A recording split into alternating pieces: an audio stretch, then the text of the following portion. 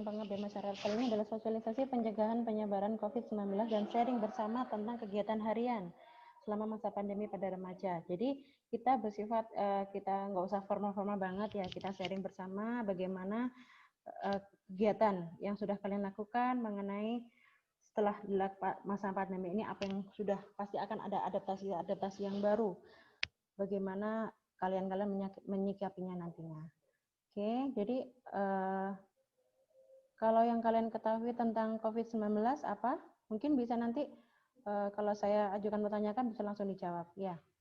Kalau ini mungkin ada yang sudah pasti tahu. Apa sih COVID-19 itu? Ada yang tahu? Silakan. Ada yang tahu apa sih arti dari COVID-19? Karena sudah sering terdengar. Jangan-jangan sudah sering terdengar tapi belum tahu apa arti dari COVID-19. Ada yang tahu? Halo? Mungkin teman-teman yang lain? Nah,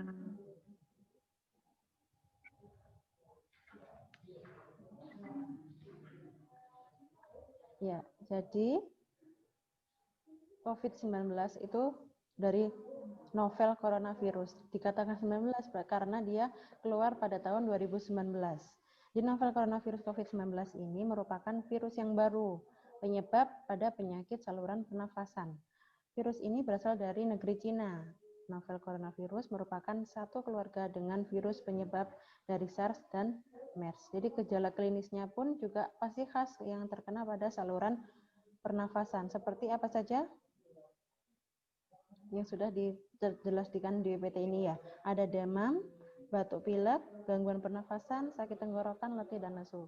Dan gejala yang sekarang ini, baru-baru ini kan pasti ada namanya hilangnya pada penciuman, indera penciuman. Jadi tidak ada terasa bau sama sekali. Itu merupakan klaster yang terbaru sekarang ini, gejala yang terbaru. Jadi yang sangat berisiko pada siapa saja sangat berisiko pada terkena pada pasien COVID ini. Untuk yang usia 0 sampai 9 tahun itu ada 0%, sekitar 0%, 10 sampai 19 tahun itu 0,2%, 20 sampai 29 tahun itu 0,2%, 30 sampai 39 tahun itu 0,2%, 40 sampai 49 tahun itu 0,4%, 50 sampai 59 tahun itu 1,3%, 60 sampai 69 tahun 3,6%, 70 sampai 79 tahun 8%, dan 80 tahun ke atas sangat tertinggi 14,8%. Jadi kita dapat simpulkan bahwa yang sebenarnya mempunyai risiko tinggi dengan usia, kategori usia apa, Dek?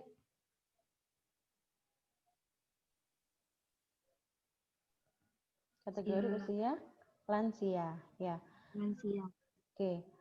Tapi bisa menutup kemungkinan atau tidak terkena resiko itu bisa turun pada resiko pada kategori yang usia remaja. Bisa jadi atau bisa atau tidak? Bisa. Bisa. Dikarenakan apa? Mungkin bisa ada yang bisa menjelaskan atau mengapa sih kok bisa turun pada usia remaja? Karena kita temanya adalah remaja. Apakah COVID itu nggak bisa menyerang pada remaja? Karena dilihat dari WHO-nya ini sebenarnya faktor risikonya pada lansia, jadi otomatis remaja pun nggak bisa dong kena COVID. Apakah seperti itu? Ada yang bisa menjelaskan atau mungkin punya argumen dengan adanya usia remaja ini bisa atau tidak menularkan atau terjangkit COVID-19?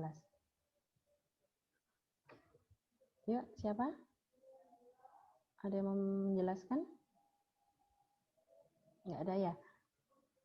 Oke, jadi kalau untuk memang kalau dilihat dari WHO ya persentase yang tertinggi adalah faktor lansia, tapi tidak menutup kemungkinan pun kategori remaja pun bisa menularkan atau terjangkit COVID-19 karena dari pola hidupnya yang tidak baik, tidak sehat ya. Oke, dia tidak ada gejala, tidak punya keluhan, tapi dengan dia tidak mematuhi protokol kesehatan ya, kemudian dia tidak menggunakan masker, tidak sering mencuci tangan dan sebagainya, pola makannya pun juga sembarangan, otomatis dia akan keluar, misalnya berkerumun di luar rumah. Nah, itu akan menularkan dengan pola hidup yang tidak sehat itu tadi. Meskipun dia dengan kondisi yang sehat di tubuhnya. Tapi sekarang kan juga ada klaster terbaru ya. Klaster terbarunya apa, Dek? Ada yang tahu? Klaster terbarunya adalah apakah harus ada gejala semua dikatakan dia terjangkit COVID? Tidak ya. Jadi jadi tidak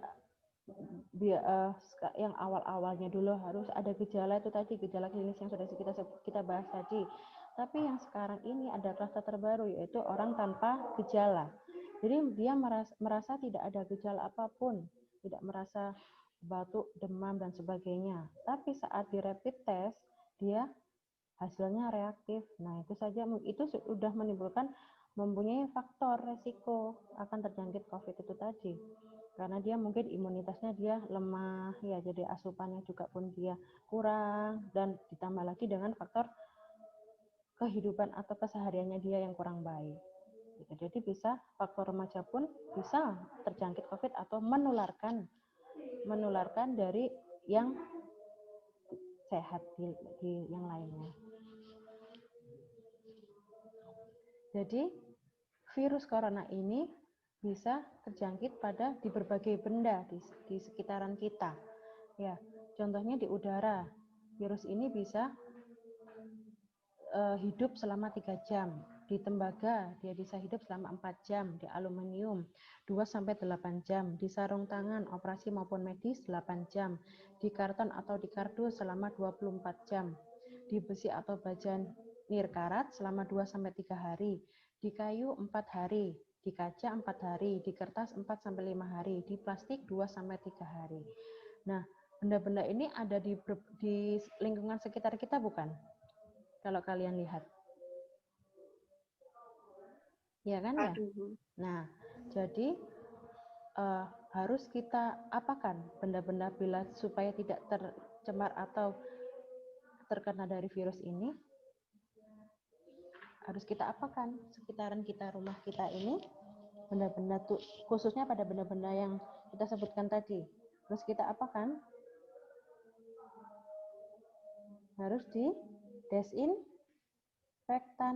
ya. Jadi semisal kalau cewek-cewek sukanya shopping, ya shoppingnya sekarang bukan ke mall, melainkan kepada Shopee, ya. Kemudian paketnya datang, nah itu sebenarnya harus didesinfektan, disemprotin dulu, baru bisa dibuka, ya. Kemudian ada di kaca-kaca sekitaran rumah kita, di pagar-pagar, di kayu pun, jadi harus didesinfektan. Apakah setiap hari? Tidak usah setiap hari, tapi paling tidak pernah didesinfektan secara teratur. Itu yang harus kita ketahui. Jadi berbagai benda. Karena virus ini seperti penyebarannya seperti droplet, ya. Jadi harus kita benar-benar jaga di lingkungan sekitar kita. Nah, bagaimana cara mencegah penularan COVID ini? Karena tadi melalui saluran apa yang terjangkit, Dek, COVID ini? Saluran apa? Saluran pernafasan. Pernafasan. Jadi secara khusus kita harus melindungi bagian mata, hidung, dan mulut kita. Itu yang paling khusus yang harus kita lindungi. Dengan cara apa? Selalu menggunakan masker saat keluar rumah, ya. Saat berjumpa dengan orang lain, itu harus sering rajin cuci tangan menggunakan sabun atau dengan menggunakan hand sanitizer. Jangan mengucek mata, menggosokkan mata. Ya, saat di luar rumah jangan menggosok mata, jangan memasukkan jari ke lubang hidung. Jangan menggigit-gigit kuku, hindari mengorek telinga dengan benda apapun selain cotton bud. Dan tunda ke dokter spesialis mata dan THT bila tidak ada darurat atau keluhan yang berarti. Nah, COVID ini sangat merajalela ya di seluruh dunia, hampir di seluruh dunia. Apakah kita harus panik, khawatir, dan sebagainya? Tidak kan ya? Jadi kita harus tetap tenang dalam menghadapi virus ini, karena nantinya kita akan beradaptasi, akan terbiasa hidup dengan virus corona ini. Seperti adanya kayak dulu ada malaria, ya, kemudian ada kusta dan sebagainya. Itu kan nanti awalnya dulu kan wah hebat juga, tapi nantinya sekarang kan juga kita akan hidup dengan mereka semua, berdampingan dengan mereka semua nantinya. Itu tidak akan mungkin hilang, tapi kita harus bisa menghadapi atau menyikapinya dengan baik. Ya, dengan sering cuci tangan tadi, pakai sabun, kurangi aktivitas di luar rumah bila tidak penting. Ya, makan dengan gizi seimbang, minum air putih, olahraga yang cukup. Bila merasa kurang fit atau sehat, seperti batuk pilek dan sesak nafas, lebih baik ada di rumah. Dan harus kita jaga jarak dengan orang lain, minimal 1 meter, dan segera hubungi fasilitas kesehatan terdekat bila ada keluhan-keluhan yang berarti. Gunakan masker bila saat batuk atau tutup mulut dengan lengan atas bagian dalam. Jadi ada etika batuknya juga harus kita ketahui. Nah ini jaga diri, jaga sesama dari COVID yang harus kita lakukan. Sama tadi ya, jaraknya jangan lupa 1 meter atau lebih dengan orang lain. Hindari kontak langsung seperti bersalaman, cium cipika-cipiki kanan kiri sekarang ditiadakan. Ya, biasanya ya cipika-cipiki sekarang ditiadakan, tidak ada seperti itu. Ya, hindari kerumunan dan pertemuan berkelompok. Batasi menggunakan transportasi publik bila tidak sangat penting. Ikuti panduan. Jika Anda tidak merasa kurang sehat, harus isolasi mandiri secara mandiri. Yang harus kita perhatikan. Nah, jadi ada cara cuci tangan yang baik. Tidak hanya anggar cuci tangan pakai air sudah selesai, tapi harus ada tekniknya. Kita sudah mengenal ada 6 langkah mencuci tangan. Ya, sudah tahu semua teknik cara cuci tangan? Sudah semua ya? Nah, jadi ada 6 langkah cuci tangan ini yang harus kita perhatikan betul-betul. Karena semua lokasi atau jari jemarinya kita pun juga tidak menutup kemungkinan bisa terpapar dari virus ini tadi. Dan perhatikan juga waktunya, tidak hanya kosok mari, 5 menit mari. 5 detik mari. Tapi harus ada berapa detik di situ? Selama 60 detik ya. Harus diperhatikan itu. Nah, dan juga selain waktu 60 detik dan saat kapan sih pentingnya kita, kapan saja yang harus kita lakukan cuci tangan? Tuh ada sebelum makan, setelah BAB, ya sebelum memegang makanan, setelah beraktivitas ya. Tuh, jadi harus tahu waktu dan teknik kapan kita melakukan cuci tangan. Nah, di sini tadi juga ada etika batuk. Jadi batuk tidak anggar mari. Tapi harus ada etikanya dan bersin. Etika batuk dan bersin itu harus dilakukan dengan baik, dengan cara tutup hidung dan mulut dengan menggunakan tisu atau sapu tangan. Jika tidak ada tisu, kita menggunakan lengan tangan atas seperti gambar yang tengah itu ya. Kemudian segera buang tisunya tadi ke tempat sampah. Lalu segera cuci tangan dengan cairan berbasis alkohol atau sabun bilas dengan air yang mengalir. Dan yang terakhir, gunakan masker kembali. Jadi harus ada etika batuk yang baik, etika batuk dan bersin yang baik harus kita tahu ya. Nah, saat new normal seperti ini harus ada dilakukan pembatasan fisik atau physical distancing. Physical distancing adalah menjaga jarak fisik setidaknya 1,5 meter dari orang lain dan menghindari kerumunan dengan supaya untuk mencegah penularan penyakit. Jadi yang biasanya kita gandengan ya bersama-sama dengan sahabat teman-teman kita saling berdempetan jalan ke mall, sekarang harus dibatasi, harus ada jaraknya.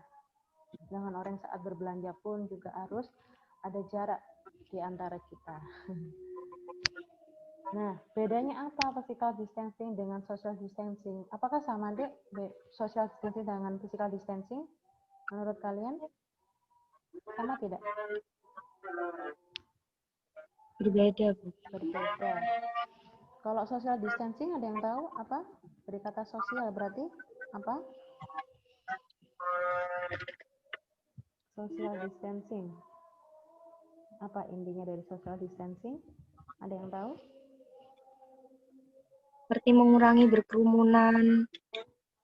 mengurangi mengunjungi tempat-tempat yang banyak orang,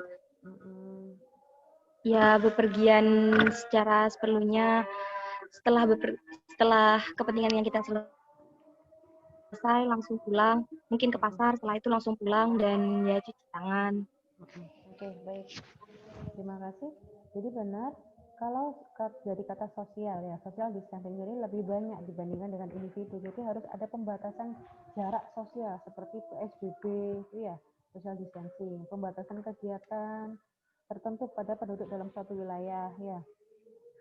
Mohon maaf nanti kalau misalnya habis waktunya join lagi ya, Dek ya. Pembatasan kegiatan tertentu untuk penduduk dalam waktu suatu wilayah, penekanannya bukan hanya pada jarak fisik antara satu dengan yang lain, tetapi bisa menciptakan kecenderungan menutup diri secara sosial. Kalau physical distancing itu menjaga jarak fisik individu itu tertentu, tindakan menjaga diri sendiri, mengisolasi diri, menjaga jarak fisik, melakukan interaksi seperti biasa, namun dengan cara tidak bertatapan secara fisik secara langsung. Harus ada pembatasan fisiknya juga, menjaga jarak saat ada di kerumunan. Itu bedanya ya. Nah, new normal atau normal baru ya, itu bagaimana sih ya? Saat ke pasar kita harus ada tetap jaga jarak ya. Disuruh ibunya ke pasar, kita harus memperhatikan kanan kirinya, jangan berkerumunan. Kemudian saat kita memiliki orang tua, harus kita benar-benar menjaga, melindungi orang tua kita, karena mengingat tadi faktor resiko yang paling rentan terkena adalah orang tua kita atau orang tua, faktor lansia. Ya, jadi harus kita jaga benar-benar orang tua itu. Kategori lansia harus benar-benar kita jaga, apalagi dia sudah mempunyai penyakit-penyakit tertentu, komplikasi tertentu, dan juga imunitasnya pun juga beda dengan kategori dengan usia seperti kalian-kalian yang sudah berbeda imunitasnya dengan orang tua. Nah, saat cuci tangan pun juga harus sering dilakukan setelah membuang ingus atau bersin dan batuk, setelah berkunjung dari tempat umum, setelah menyentuh benda di luar rumah, sebelum saat dan sesudah merawat orang sakit, sebelum dan sesudah makan, sebelum tidur, setelah membuang sampah, setelah menyentuh hewan, setelah buang air kecil atau buang air besar, dan ketika tangan terlihat kotor. Itu perlu kita ketahui. Selalu pakai masker saat di luar rumah, saat kita beraktivitas di luar rumah beda dengan yang lainnya. Masker digunakan saat kita di kendaraan, saat naik motor saja. Tapi sekarang new normal harus dilakukan di setiap saat. Dimanapun kalian berada, aktivitas apapun yang itu harus dilakukan di luar rumah, harus kita menggunakan masker. Kalau kamu flu, tidak boleh ke kantor, atau kalau kalian berarti tidak usah ke sekolah, karena sekolah sudah semua dilakukan menggunakan daring. Jadi manfaatkan waktu itu tadi supaya bisa maksimal di rumah. Itu fungsinya. Sederhana saja, saat waktu belanja sama tadi ya, saat belanja, saat ke pasar pun juga harus ada jaga jarak. Sediakan hand sanitizer di mana-mana. Jangan lupa itu masukkan ke dalam tas. Jadi isinya tasnya kita nggak hanya handphone dan dompet saja sekarang, harus ada hand sanitizer, harus ada tisu basah ataupun tisu kering. Ya, itu yang harus kita tambahkan dalam perlengkapan tasnya kita.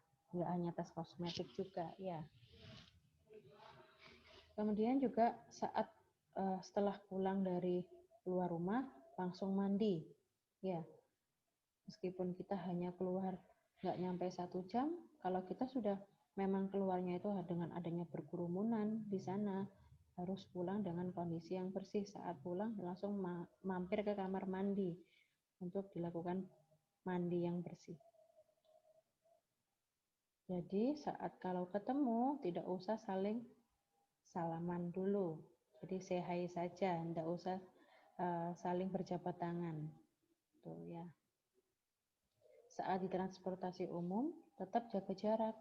Menggunakan kereta maupun bis itu harus ada jaga jaraknya. Apalagi sekarang juga sudah banyak di fasilitas umum juga di samping-sampingnya sudah ada disilang. Ya, jadi diharapkan itu tadi supaya tidak diisi ditempatin, harus ada jarak. Terima kasih, itu saja presentasi dari saya. Mungkin nanti kita bisa lanjut ke pertanyaan maupun sharing. Saya serahkan dulu kepada moderator.